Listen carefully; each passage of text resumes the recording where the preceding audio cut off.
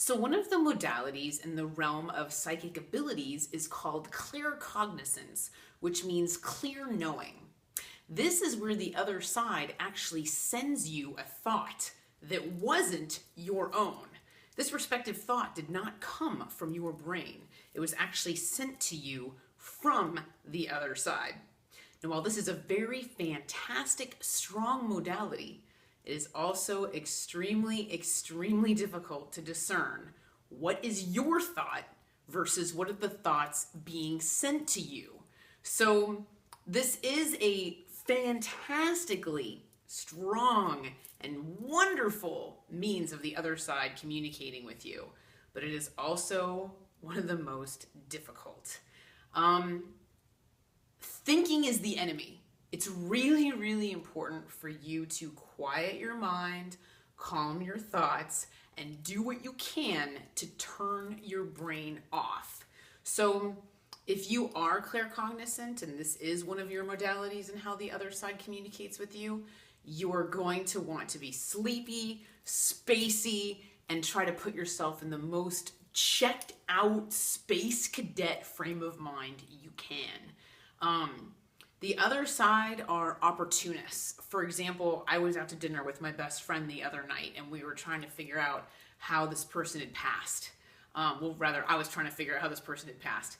And I wasn't getting it. I was talking to her, I was in this loud restaurant, I just wasn't getting it. So I went to the bathroom, and while I was on the can, I got this thought, pancreatic cancer.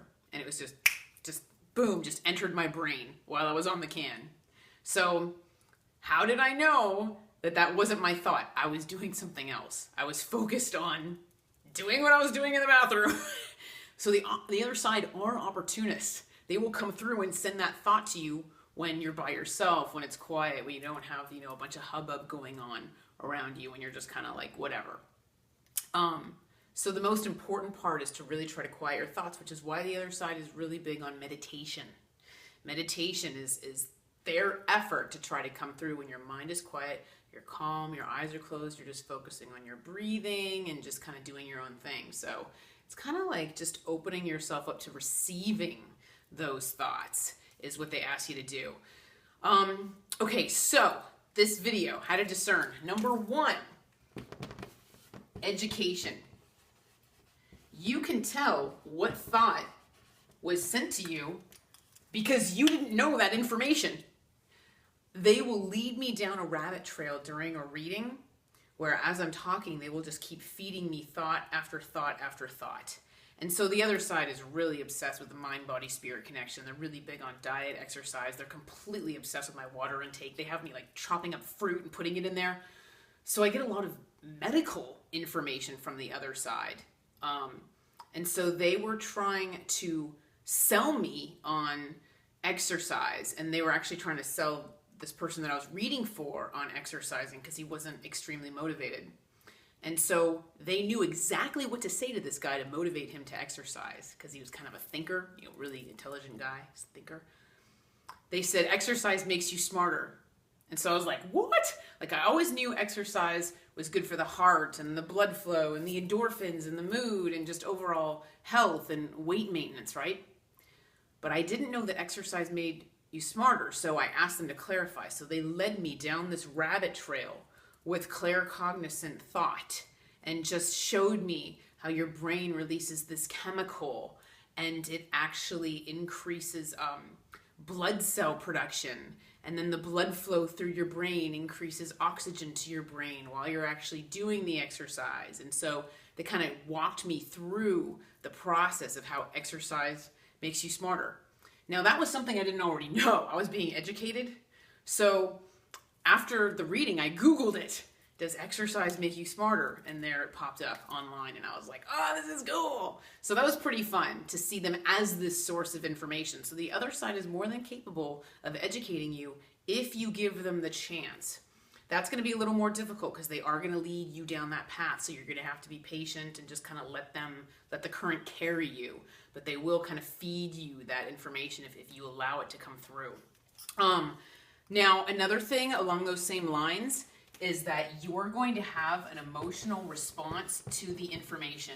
You're going to be surprised. when that thought does occur to you, you're going to be like, oh, really? Cool. So you're gonna respond to it. That's an O. And that's another thing, is your reaction to the information. That's another thing. You're just gonna react to it because it's not information that you already knew. So that's another sign.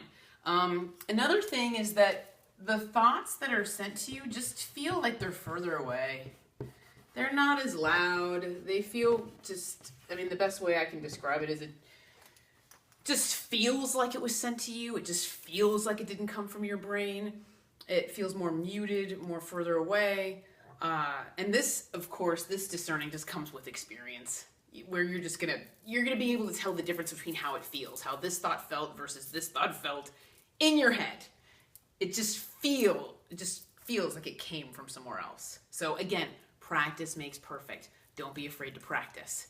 And then another thing that they're saying is that it's gonna, while I'm talking during readings on the phone, they will be feeding me information claircognizantly. Because this is pretty trippy how this works, actually, if I think about it. I've taken it for granted all this time. While I'm talking to you, they're going to be sending me the next thought. They're going to be sending me the next thing to say. So that's often why I will go into these long speeches during readings, because they'll just keep feeding me. It's not like I've memorized any sort of speech or anything. They'll just keep feeding me information. Again, it's kind of like them carrying me on that current. But in the middle of a sentence, I will be fed a completely different thought. So it overlaps. So the thoughts will overlap with your own, because while you're talking, you're thinking about what you're saying, and then you'll be sent another thought that will overlap with it. So that's another thing, how you know. It doesn't fit in with what you were currently thinking. So that's another way you know that it was sent to you. It came from them. They're the source. Number 5, it feels like absolute truth. There is no debating it. It feels like a hammer coming down. You just know it to be true. Like, you just know this is going to happen. And the way it feels like absolute truth, the way it feels like a hammer coming down, is like the conviction that you have behind it. There is an emotion, a compulsion that comes with that thought. And that is conviction. The best word I can use to describe that is just conviction behind that information. There's no debating it. It just is. It's absolute truth. And when it's coming from the other side, it's coming from the source of absolute truth. So, right? So it's information you can trust. It's guidance you can trust. Okay? As long as you're connecting with the good guys. Just so you know, gotta follow the steps in my other videos for raising your vibration and making sure you're in a good mood and making sure you're connecting with the good guys. Okay? All right. So that's pretty much how to discern. Now, what I want to give you next are tips. I want you guys to know some tips for differentiating your thoughts from the one being sent to you. Number 1, staring. This is actually the funny part. When I make all these YouTube videos, I just stare into the camera. And while I stare into the camera, oftentimes the other side will feed me information. I'm not that great of a memorizer, just to let you know. I don't always have to remember everything. I definitely have notes on all my videos. All my videos are, channeled and written out prior so that I have this main frame of what I'm going to say. But as far as like what fills in that skeleton, that's pretty much sent to me. Now, why is it easier to channel when I'm doing YouTube videos or while I'm talking to somebody on Skype? Because my eyes are fixated on the camera. So while I'm talking on Skype and doing a reading that way with somebody out of the country, they'll think that I'm looking right at them when I'm staring intently at this camera lens on my computer and just being fed information. So that is one of the reasons why I prefer to do readings over Skype or phone as opposed to in person, because it's less distracting for me and I can act weird and stare at one spot. So believe it or not, staring does help focus your mind. It just does. And then another thing is, if you're meditating, just close your eyes. Get rid of the stimuli around you. Close your eyes and say, hey, send me some info. Okay? Like I said, they're going to be opportunists. They're going to send you thoughts while you're in the shower. The water in the shower is very cleansing. As a matter of fact, they often send me into the shower to calm me down if I'm upset about something. So it's the water going on top of your head, on your crown energy center, and just pouring down your body. Obviously, the hot water relaxes you, but there's a cleansing, which is why we use water in baptism and all that other good stuff. So that's where they are opportunists. They're going to come through while you're in the shower, while your mind is just quiet. Okay, number 2, I call this cheating. Now, if you are going to ask the other side a question about your life and you are emotionally attached to the answer, what I suggest you do is ask the question, throw it out there, say, hey, spirit guides, what's going to happen if I take this job? Maybe you're really stressed out about whether or not to choose this new job. And so you listen for the answer and you're not focusing. Your mind's all over the place. You're emotionally all over the place. The answer is going to keep flip-flopping because you care too much about the answer.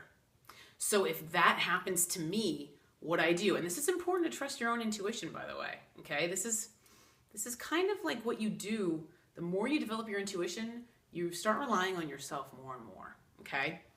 As opposed to others. So this is what you do in more later stages, but you trust yourself more. So you tell the other side, you throw the question out there, what happens if I take this job? And you say, send me the answer later when I'm unsuspecting. So that's what I've done. I've thrown a question that I'm emotionally attached to out there, and then 2 days later, they sent me the answer, bam, clear as day, boom, just came down like a hammer while I was fixing my bed. And there was no debating it, clear as day, just snuck in there when I was fixing my bed and thinking about something else. So just to let you know, I call this cheating. So throw it out there, throw it out to the universe, and allow them to answer your question later, because they will come through, and they're very strategic and they're very smart. They will come through at the perfect time.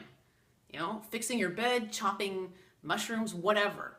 They will make sure you hear it. When the other side wanted me to just flat out quit my job and pursue being a professional psychic medium full time, and essentially just tell all of my corporate clients, hey, I'm choosing a career in the paranormal. That was fun. I needed somebody to confirm the answer. And so that's another thing the other side is saying is I know it goes against what I said earlier, but that's more like advanced stages of intuitive development. Earlier, it's okay to confirm, because I understand the most important thing is you're trying to get good quality guidance for yourself on your path. So totally get it, totally fine.